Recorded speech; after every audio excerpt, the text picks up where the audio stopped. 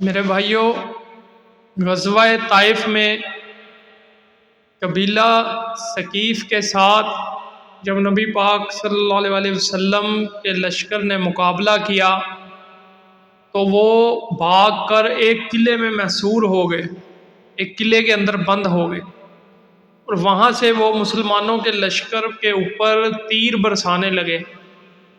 اس سے مسلمانوں کے 12 کے قریب لوگ شہید ہو گئے۔ تو وہاں سے نبی پاک صلی اللہ علیہ وسلم نے اپنے لشکر کو لے کے جہاں آج کل طائف کی مسجد ہے وہاں پر پڑاؤ ڈال لیا، اور اس قلعے کا محاصرہ 18 دن تک کیے رکھا۔ وہ لوگ قلعے کے اندر ہی تھے۔ نبی پاک صلی اللہ علیہ وسلم نے ان کے جو انگوروں کے باغات تھے ان کو کاٹ دینے کا حکم دیا، تو لوگوں نے منت سماجت کی، اللہ کا واسطہ دینے لگے نبی پاک صلی اللہ علیہ وسلم کو کہ ان درختوں کو نہ کاٹا جائے، تو نبی پاک صلی اللہ علیہ وسلم نے منع فرما دیا۔ وہاں سے پھر آپ صلی اللہ علیہ وسلم نے اپنے لشکر کو واپس چلنے کا حکم دیا، تو کچھ صحابہ کرام مشورے میں کہنے لگے کہ ہم ایسے واپس نہیں جائیں گے، ہم ان سے لڑائی کریں گے تو ہم اس قلعے کو فتح کریں گے۔ تو نبی پاک صلی اللہ علیہ وسلم نے اجازت دے دی کہ صبح لڑائی شروع کی جائے گی۔ اگلے دن لڑائی شروع کی گئی، کچھ دن لڑائی چلتی رہی لیکن وہ قلعہ فتح نہ ہو سکا۔ تو نبی پاک صلی اللہ علیہ وسلم نے واپسی کا ارادہ فرمایا، اپنے لشکر کو لے کے واپس ہوئے۔ جرانہ کے مقام پر آپ صلی اللہ علیہ وسلم نے احرام باندھا، اور آپ کے ساتھیوں نے آپ مکے سے ہوتے ہوئے عمرہ کر کے مدینہ منورہ واپس چلے گئے۔ جب آپ واپس جا رہے تھے تو لشکر والوں نے نبی پاک صلی اللہ علیہ وسلم سے درخواست کی، صحابہ کرام نے، کہ ان کے لیے بد دعا فرما دیجیے۔ تو نبی پاک صلی اللہ علیہ وسلم نے قربان جائیں، اسی لیے قرآن نے آپ صلی اللہ علیہ وسلم کو رحمت اللہ عالمین قرار دیا ہے۔ میرے بھائیو، آپ صلی اللہ علیہ وسلم نے اپنے ہاتھ اٹھائے اور فرمایا کہ یا اللہ ان کو ہدایت دے دے، اور ان کو اسلام کے اوپر لا کے ہمارے قدموں میں ڈال دے کہ یہ اسلام قبول کر لیں اور ہمارے ساتھی بن جائیں۔ یہ دعا آپ صلی اللہ علیہ وسلم نے فرمائی۔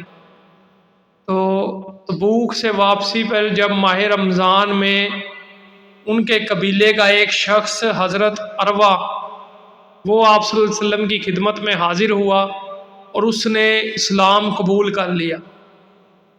تو اس نے اسلام قبول کر کے واپسی کا ارادہ کیا، اجازت مانگی، تو نبی پاک صلی اللہ علیہ وسلم نے فرمایا کہ تمہارے قبیلے کے لوگ بڑے مغرور ہیں، غرور پسند ہیں، وہ تمہیں ہرگز اسلام کے ساتھ قبول نہیں کریں گے، وہ تمہیں قتل کر دیں گے۔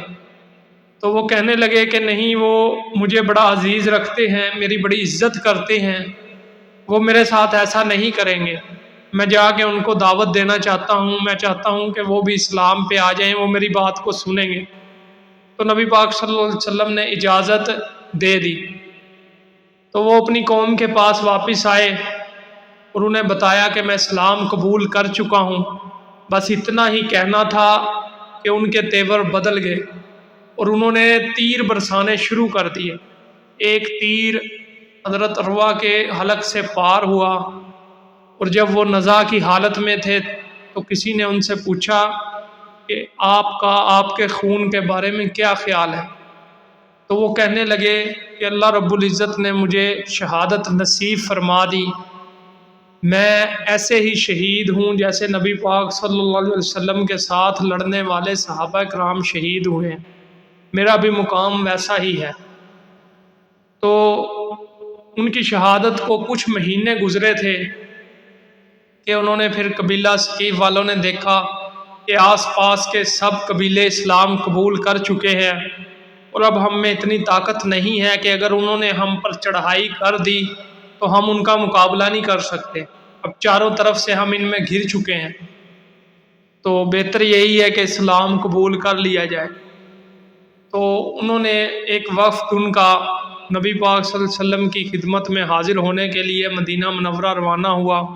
جب وہ مدینہ میں داخل ہوئے تو ان کو مغیرہ بن شعبہ رضی اللہ تعالیٰ عنہ نظر آئے، تو انہوں نے ان کو بتایا کہ ہم اسلام قبول کرنے کے لیے آئے ہیں۔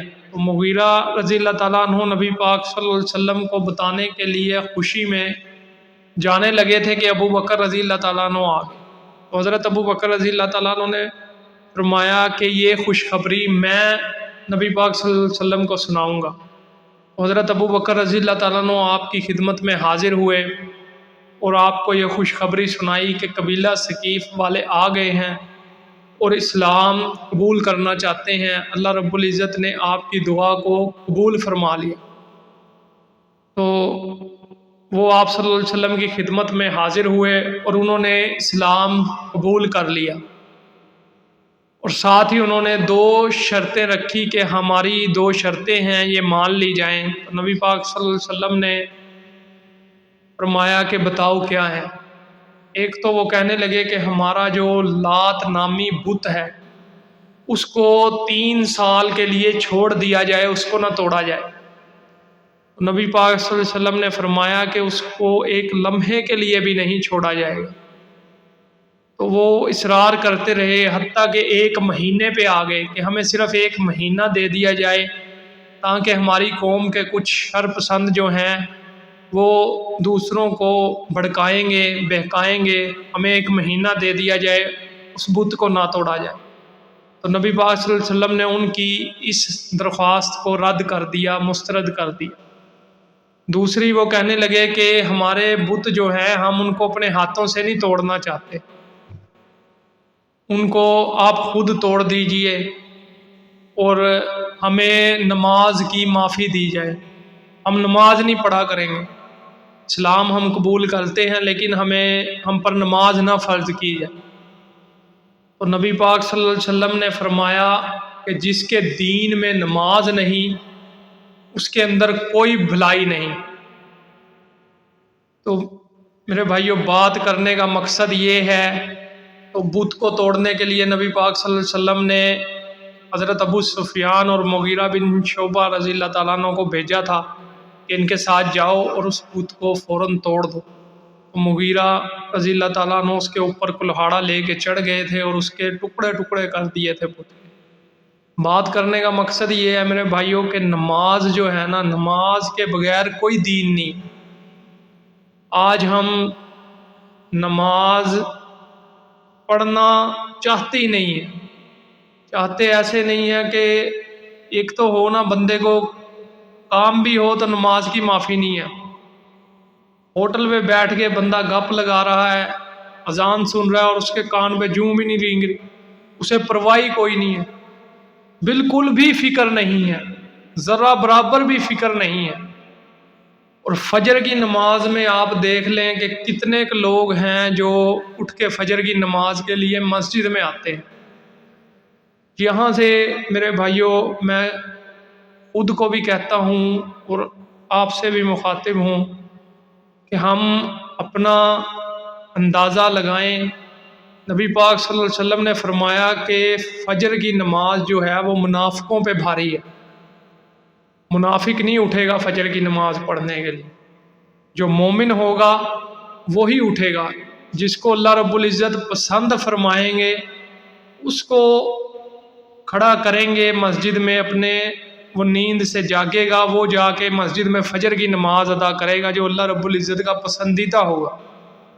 تو میرے بھائیوں، اس سب ساتھی کوشش کریں فجر کی نماز کی، خاص طور پہ یہ بڑی خباثت ہے، یہ شیطان نے اس کے کانوں میں پیشاب کر دیا جو فجر کی نماز پڑھنے نہیں آتے۔